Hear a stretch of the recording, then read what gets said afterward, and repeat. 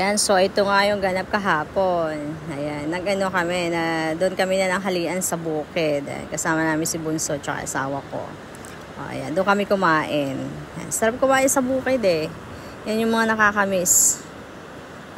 Ulam namin is yung nilagang talong, puso ng saging na nilaga din.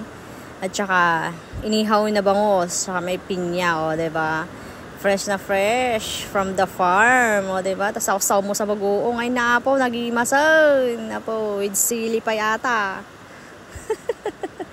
Kaloka. Ito yung mga nakakamiss sa probinsya talaga eh.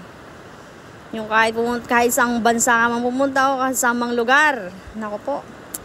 Ito yung hindi mo talaga may pagpapalit, babalik at babalik ano. Ayan yung ulam namin, diba? Sarapin. Kasarap. Tapos luto pa sa kahoy, diba? Ang sarap. Ayan. Hindi namin naubos lahat pag, tinira namin sa pagkain ng aso. Ayan, kasi may mga aso din, ayan,